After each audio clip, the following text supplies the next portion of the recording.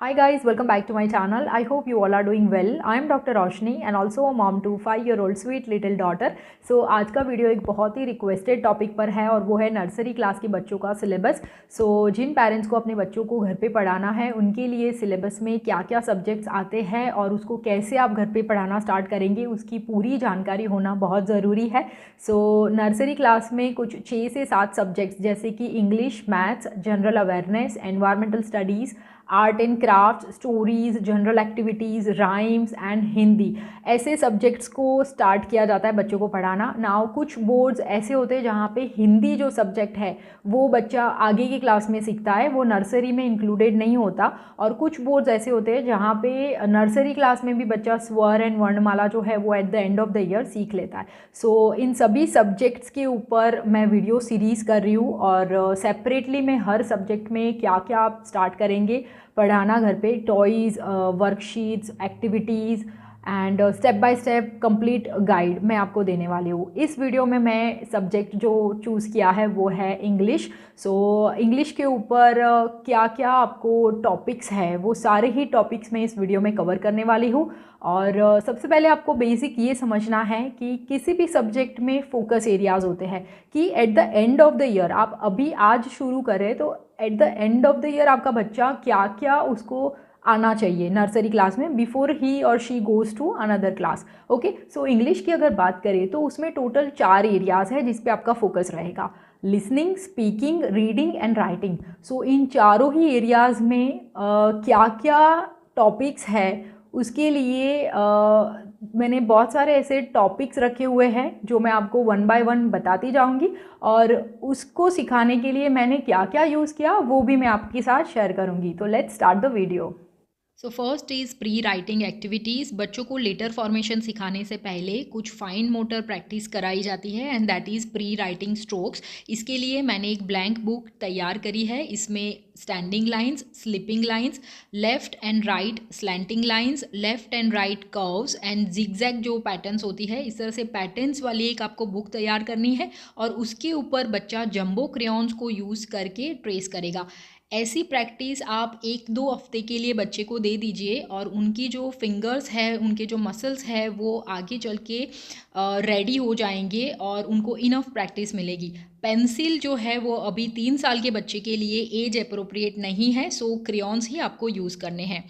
Second is alphabet recognition. धीरे धीरे करके बच्चा लेटर्स को जानेगा, पहचानेगा.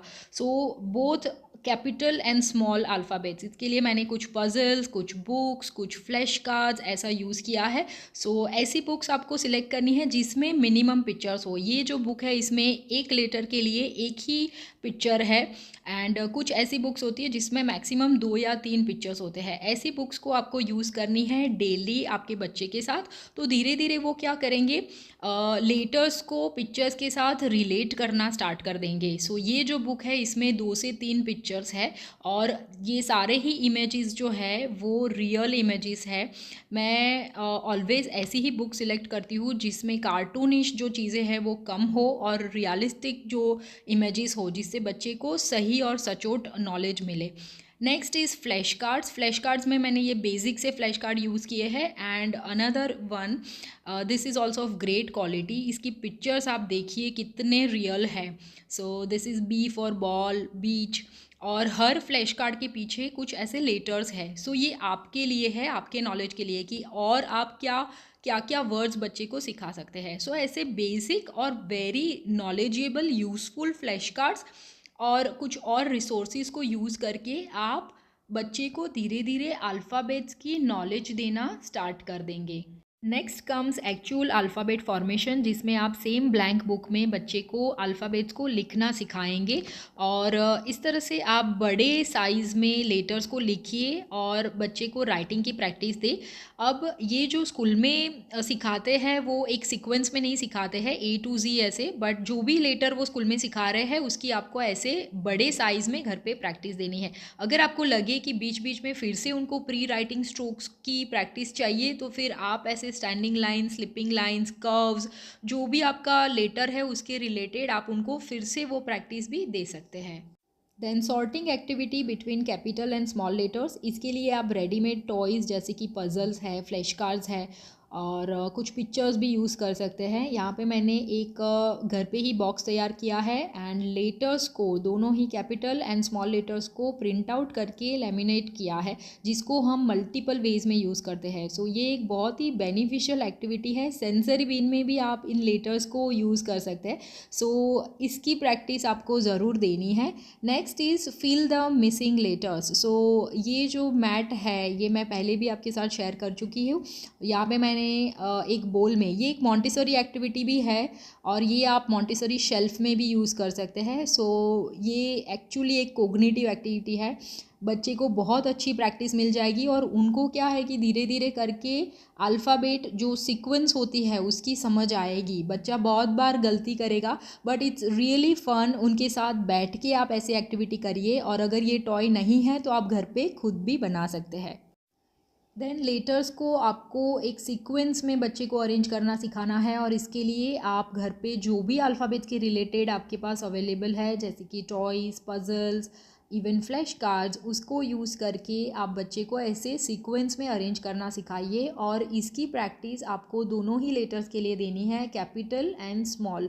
सो कोई भी, जैसे कि यहाँ पे मैंने वुडन पज़ल को यूज़ किया है, मैंने कई बार फ्लैश कार्ड्स को यूज़ किया है। सो धीरे धीरे करके फ़न वे में खेलते खेलते बच्चे जो है वो पूरी सीक्वेंस जो है वो सीख लेता है।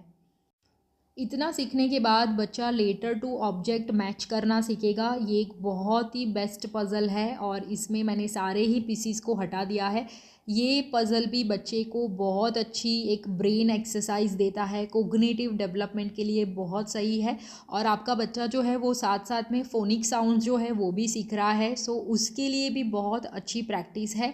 सो यहाँ पे सारे ही जो पिक्चर्स है उसको समझना है बच्चे को कि क्या उनका साउंड है, क्या ऑब्जेक्ट उनके जो लेटर है उसके साथ रिलेटेड है, और देन बच्चा डिसाइड करेगा कि वो कहाँ पे उसको अरेंज करेगा। सो ऐसे पजल्स भी आप ले सकते हैं। और ऐसी जो एक्टिविटी है वो पिक्चर्स को आपको ना स्टेशनरी में ऐसे पिक्चर्स मिल जाएंगे, चार्ट्स आपको मिलेंगे। सो आप ऐसे एक्टिविटी घर पे भी बना सकते हैं।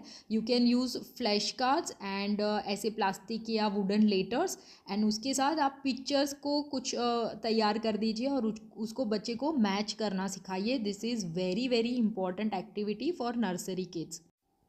सो this is actual letter to object matching. आप ऐसे 3 से 4 ऑब्जेक्ट्स रखिए और बच्चे के सामने एक फ्लैश कार्ड रख दीजिए और बच्चे को चूज़ करने दीजिए कि कौन सा जो ऑब्जेक्ट है वो एग्जैक्टली मैच होगा। Next is picture talk. So आपका बच्चा जब स्कूल में जाएगा तो फिर बुक्स होंगी और बुक्स में इस तरह से पिक्चर्स होते हैं हर लेटर के लिए और उसके रिलेटेड आप बच्चे को बात करना सिखाएंगे, इन पिक्चर्स को रिकग्नाइज करना सिखाएंगे। यहाँ पे एक्चुअली कार्टूनिश है, मेरे पास और भी बुक्स है जिसमें रियल इमेजेस है और वो मैं आपके साथ आगे के वीडियोस में शेयर करूँगी। So picture talk. Next is matching capital and small letters. So आपकी जो ब्लैंक बुक है उसमें आप इस तरह से खुद भी तैयार कर सकते हैं। फर्स्ट आपको कैपिटल लेटर को कैपिटल के साथ मैच करवाना है, सेम स्मॉल लेटर्स को स्मॉल के साथ, and then capital to small letters. So इसकी आपको रेडीमेड वर्कशीट्स भी मिल जाएगी, पर अगर आपको वो सब नहीं करना है तो घर पे आप आसानी से बच्चे के लिए ऐसे प्रैक्टिस बुक्स बना सकते हैं। Then object to letter.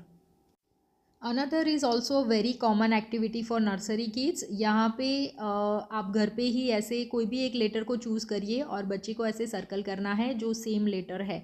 यहाँ पे हमने ए को डिसाइड किया है। इस तरह से सारे ही लेटर्स कैपिटल्स एंड स्मॉल की आपको प्रैक्टिस करवानी है और सेपरेटली भी आप ऐसे प्रैक्टिस बुक्स बच्चों के लिए बना सकते हैं। रीडिंग एंड राइटिंग जैसे फोकस एरियाज़ के बाद आप फोकस करेंगे बच्चे की स्पीकिंग स्किल्स के ऊपर और बच्चे को खुद को इंट्रोड्यूस करना सिखाएंगे, जैसे कि my name is this, I am a boy और girl, I am this years old, father's name, mother's name, class teacher's name, school name, my favourite animal, favourite toy. So ऐसे करके आप बच्चे को प्रैक्टिस दीजिए जिससे उनको इंग्लिश को बोलने में भी कॉन्फिडेंस आएगा।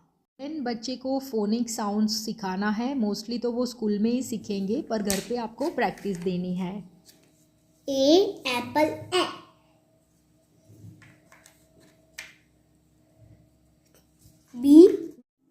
B ball ball,